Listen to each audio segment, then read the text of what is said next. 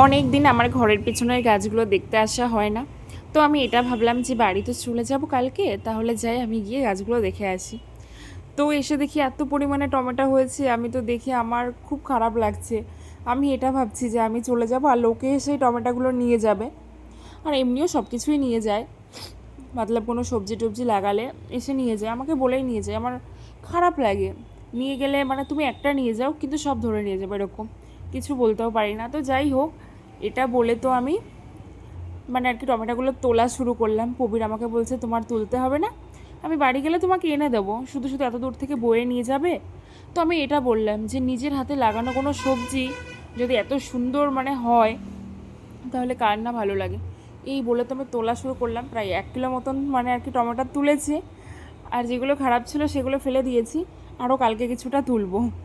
কারণ সেরকম একটা মানে তুলতে পারিনি, কারণ সন্ধ্যা হয়ে যাচ্ছিলো, ওর জন্য যতটুকু পেরেছি তুলেছি, আবার কালকে তুলবো।